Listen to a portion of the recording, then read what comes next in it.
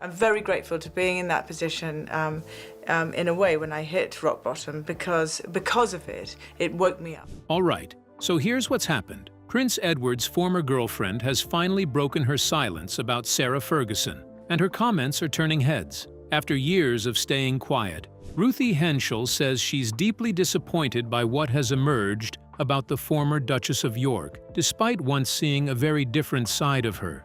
She even recalled a private warning Sarah gave her that now feels impossible to ignore. But has Ruthie uncovered a side of Sarah the public never fully understood? What do you think? Is Ruthie's perspective changing how people should view Sarah Ferguson? Share your thoughts in the comments. Don't forget to like and subscribe for more royal stories. Hidden royal warning. All right, so this is where the story takes an unexpected turn. Prince Edward's former girlfriend, Ruthie Henshall, has spoken publicly about Sarah Ferguson before, but one particular memory has suddenly become the center of attention. Looking back on her time around the royal family, Ruthie recalled that Sarah once gave her a piece of advice that seemed almost casual at the time. According to Ruthie, Sarah looked at her and simply said, "Get out while you can." Now, if you'd heard that years ago, you probably wouldn't have thought much of it. It could have been a joke, a light-hearted comment, or even Sarah's way of poking fun at the pressures of royal life. Nobody stopped to ask what she really meant, and Ruthie herself didn't appear to treat it as a warning. Life moved on. Prince Edward and Ruthie eventually went their separate ways, and that brief conversation faded into the background.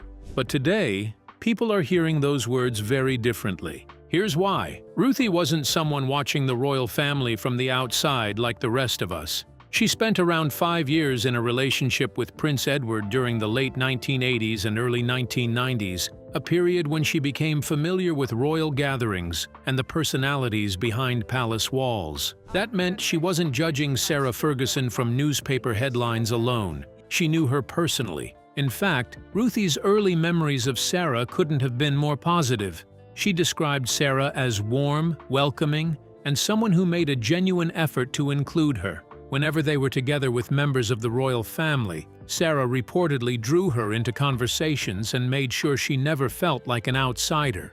That isn't the image many people associate with Sarah Ferguson today, and it's exactly why Ruthie's reflections have attracted so much attention.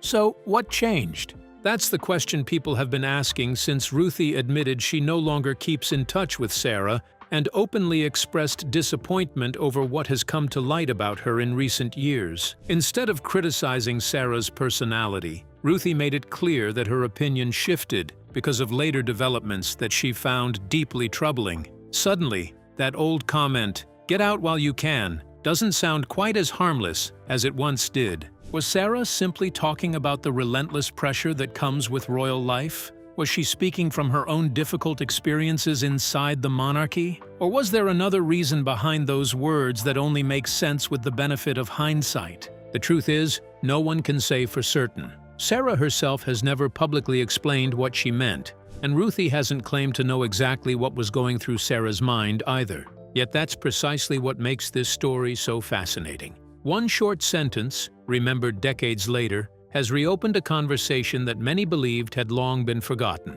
And as we'll soon discover, that wasn't the only reason Ruthie eventually began seeing Sarah Ferguson in a completely different light.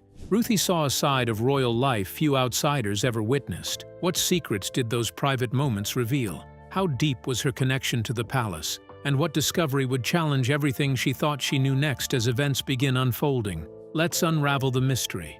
Inside Edward's Circle. Now, this is where the story gets even more interesting. Before Ruthie Henshall became known as Prince Edward's former girlfriend, she was simply a successful West End performer who unexpectedly found herself stepping into one of the world's most closely watched families. Their relationship lasted for around 5 years, and during that time, Ruthie wasn't just reading about the royal family, she was spending time with them. That distinction matters. It's one thing to form an opinion based on newspaper headlines. It's something entirely different to experience people behind closed doors, away from cameras and public appearances. Ruthie found herself attending family occasions, meeting senior royals, and witnessing the atmosphere that outsiders rarely get to see. Although she never officially became part of the royal family, She came close enough to understand the unique pressures that surrounded it. And according to Ruthie, Sarah Ferguson stood out almost immediately. While many people imagine royal gatherings as formal and distant, Ruthie's memories paint a different picture when it comes to Sarah. She has recalled that Sarah always made an effort to include her whenever they were together.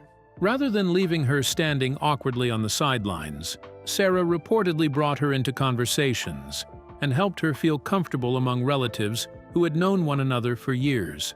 For someone dating a prince, that kind of welcome would have meant a great deal. After all, entering any close-knit family can feel intimidating. Entering Britain's royal family is an entirely different experience. Every interaction carries expectations, traditions, and unspoken rules that most people never have to think about. Having someone already established within the family extend a friendly hand could make an enormous difference. That's exactly why Ruthie's comments have surprised so many people. When she recently reflected on those years, she didn't describe Sarah as cold, hostile, or difficult. Quite the opposite. Ruthie openly acknowledged that Sarah was welcoming and kind to her. Those positive memories haven't disappeared, even though her opinion of Sarah has changed over time. And that's what makes this story far more complicated than a simple disagreement. Instead of claiming that Sarah mistreated her personally, Ruthie has explained that her disappointment comes from revelations that emerged many years later. That creates an uncomfortable contrast.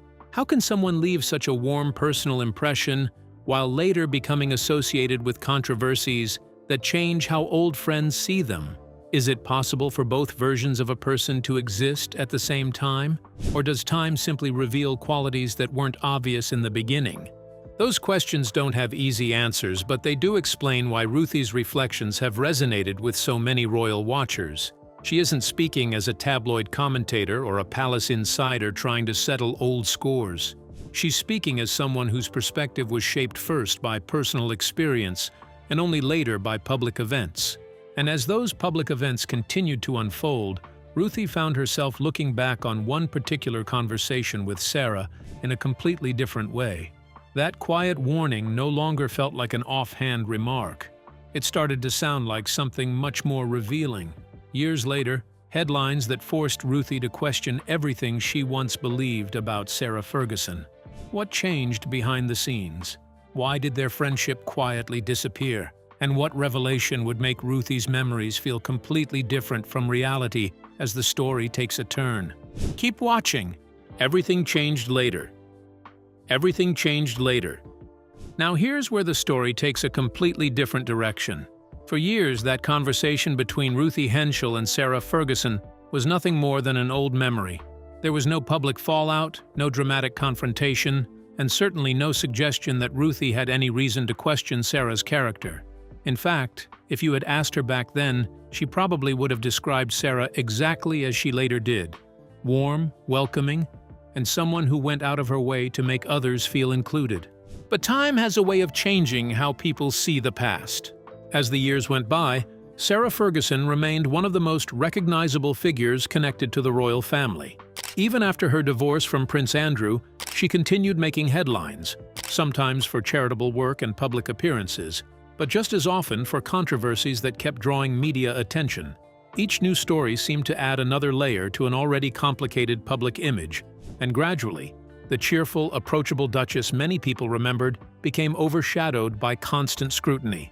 For most people, those headlines were simply another chapter in the never-ending story of the royal family. But for Ruthie, they carried a different weight. Unlike millions of readers, she wasn't watching a stranger's reputation unfold. She was watching someone she had actually known, someone who had welcomed her into family conversations, someone who had once offered her advice that, at the time, seemed almost insignificant. And that's why her recent comments have attracted so much attention. Speaking openly about Sarah years later, Ruthie admitted that she found what had emerged about the former Duchess deeply disappointing. She explained that Sarah had always been kind to her personally, making it even harder to reconcile those positive memories with the stories that later dominated public discussion. Rather than attacking Sarah as a person, Ruthie expressed genuine sadness that someone she once respected had become associated with so much controversy. She also revealed something else that surprised many royal watchers. Despite once sharing a friendly relationship, Ruthie confirmed that they are no longer in contact. It wasn't presented as the result of an argument or personal falling out. Instead, she suggested that the developments surrounding Sarah in recent years had changed how she viewed the relationship altogether.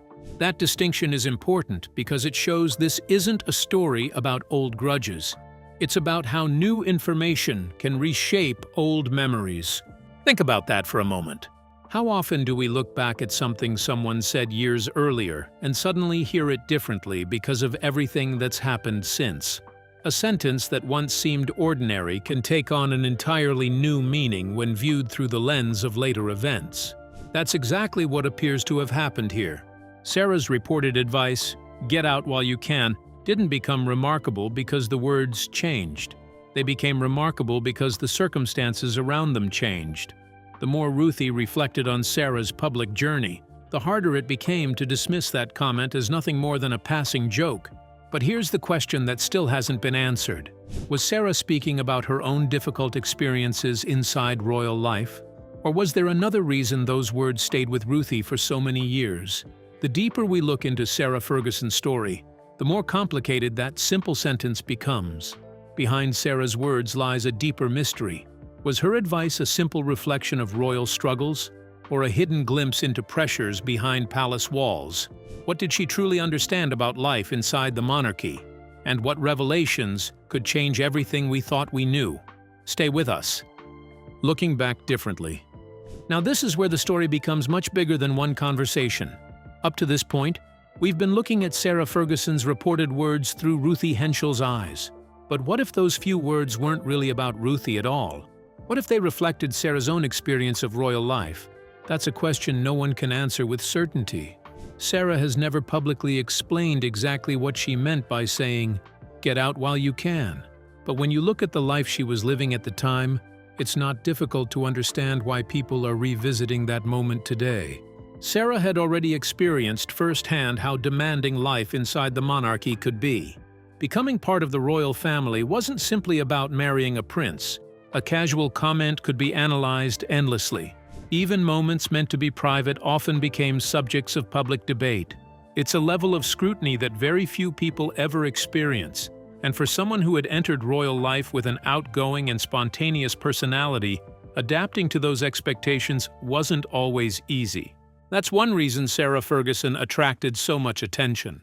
Supporters often described her as approachable, energetic, and refreshingly natural. Critics, however, sometimes viewed those same qualities very differently, arguing that her informal style didn't always fit the traditions of the monarchy. Whether those criticisms were fair or not, they created enormous pressure that followed Sarah throughout much of her royal life. Now think back to Ruthie. She wasn't a royal, but she was dating Prince Edward and spending time around the family. She was beginning to understand the unique environment that came with that relationship. Maybe Sarah was acknowledging just how difficult life inside the royal family could become. Or perhaps she was reflecting on struggles she felt unable to discuss publicly. The important point is that these are possibilities, not established facts. Neither Ruthie nor Sarah has claimed to reveal every detail behind that conversation, and without that context, nobody can honestly say exactly what Sarah intended. Nobody can honestly say exactly what Sarah intended. But that's often how hindsight works. A conversation that seemed ordinary decades ago can feel completely different after years of public events reshape how people remember the individuals involved. The words stay the same, but the meaning people attach to them evolves with time. That's exactly why Ruthie's story has resonated so strongly. She isn't asking people to rewrite history. She's simply sharing a memory that now carries a different emotional weight because of everything that followed. The contrast between the friendly Sarah she knew privately and the controversial public figure many later came to recognize raises a much larger question about royal life itself. The growing gap between private relationships and public reputation would become impossible for Ruthie and many others to ignore. Sarah's warmth toward Ruthie revealed a side the world rarely saw. So why did public opinion turn so sharply against her? Was there more behind the headlines, and could the truth change how her story is remembered when the next revelation finally emerges from the shadows? Stay tuned. Public image collides. The story becomes far more complicated than simply deciding whether Sarah Ferguson was good or bad. If Ruthie Henshall had only shared negative memories, this would be a much easier story to tell. But that's not what happened. In fact, Ruthie has consistently described Sarah as someone who was genuinely welcoming during the years they knew each other. That's what makes her later comments so powerful. Think about it for a moment. Ruthie wasn't looking back on someone who had treated her badly. She wasn't exposing a secret feud or revealing a personal betrayal. Instead, she was talking about someone who had made her feel accepted during what must have been an incredibly intimidating time in her life. Dating Prince Edward meant stepping into an unfamiliar world where every interaction mattered. And according to Ruthie, Sarah helped make that transition easier. Those memories haven't disappeared. Even now, Ruthie hasn't denied the kindness she experienced firsthand. Instead, she's drawn a clear line between the Sarah she knew personally and the Sarah who later became the focus of repeated public controversy.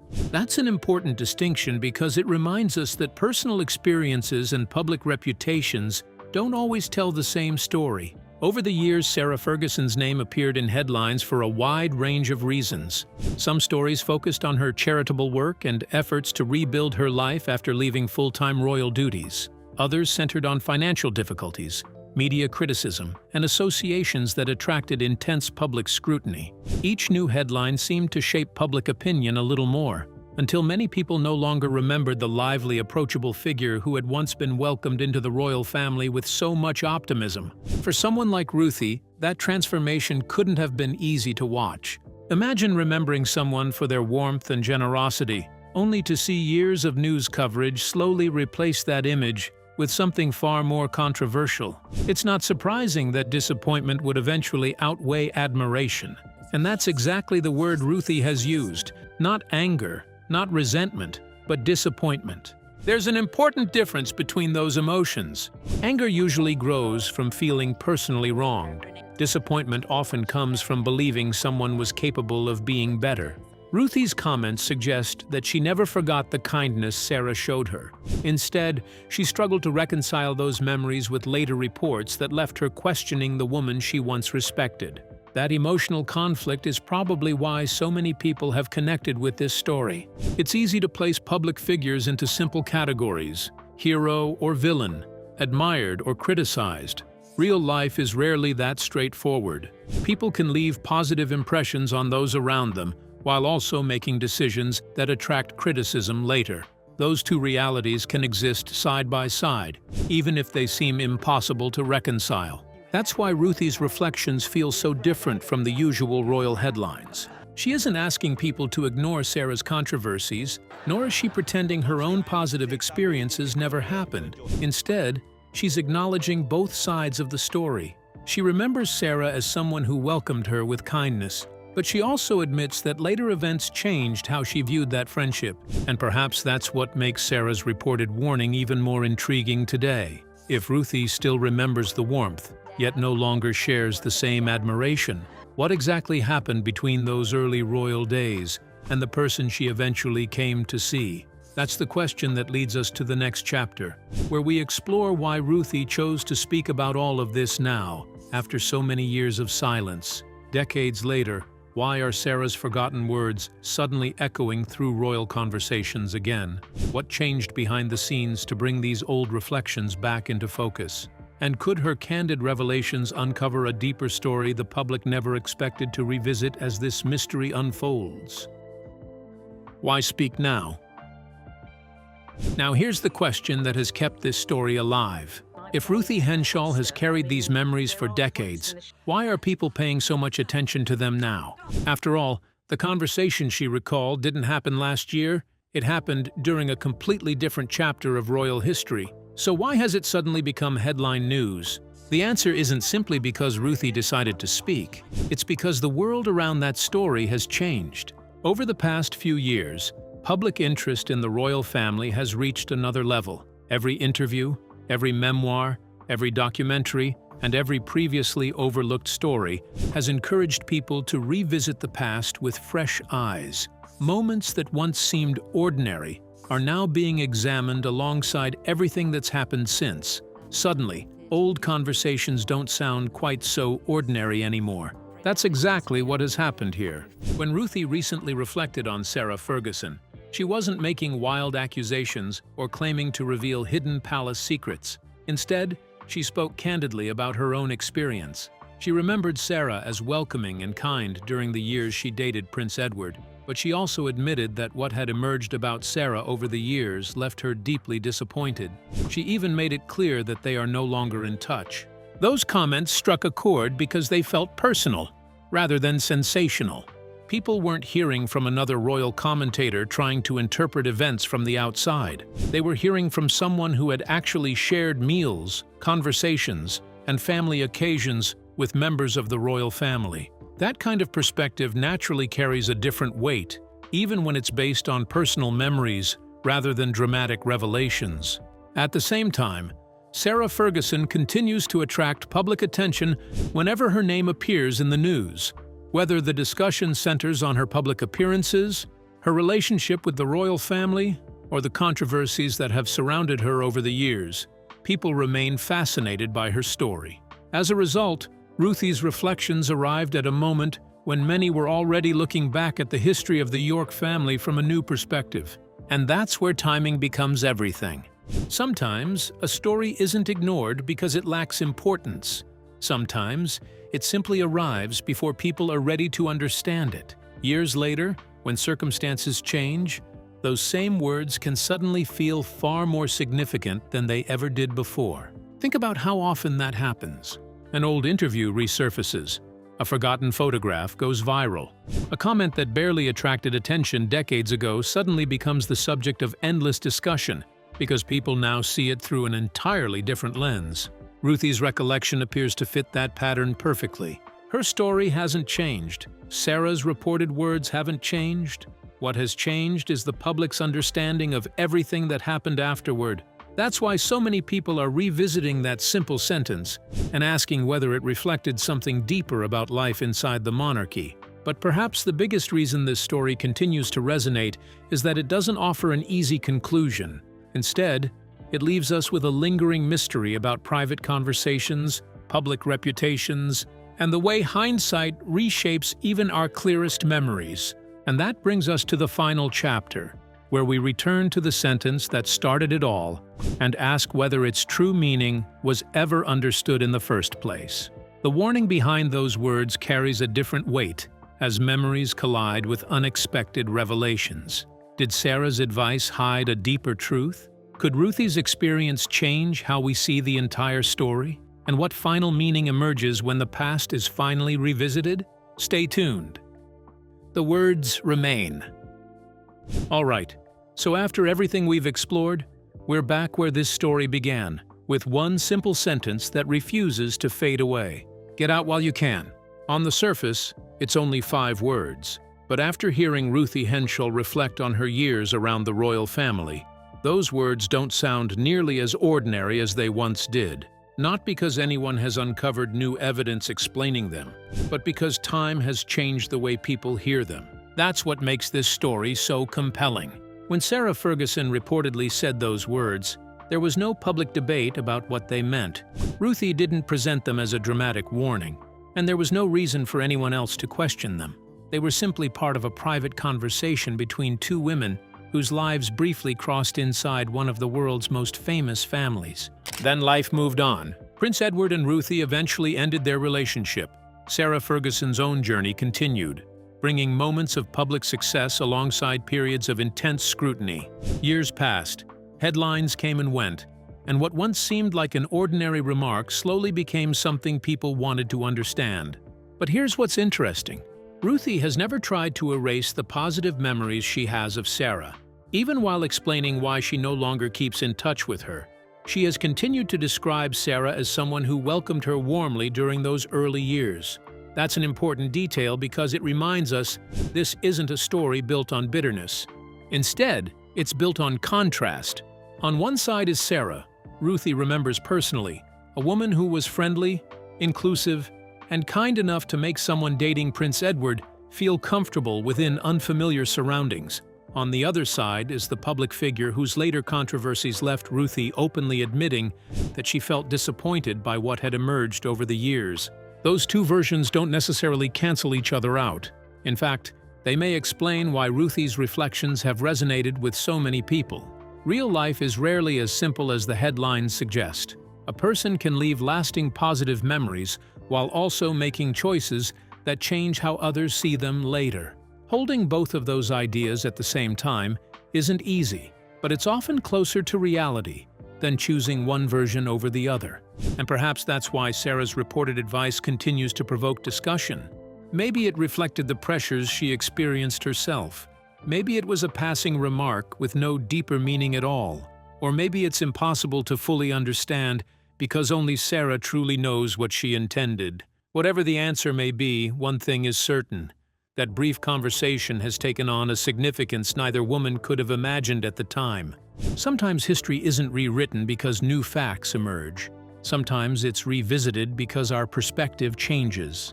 Looking back through the lens of everything that's happened since, Ruthie's memory feels less like an isolated anecdote and more like a reminder that private moments can carry unexpected weight decades later. And perhaps that's the real takeaway from this story. The mystery isn't whether Sarah Ferguson actually said those words. Ruthie has shared that memory herself. The mystery is why those words still echo today, leaving every listener to decide for themselves what they truly meant. Was Sarah Ferguson's warning to Ruthie Henshall a hidden truth about royal life, or simply misunderstood? We'd love to hear your thoughts in the comments. Don't forget to like, share, and subscribe.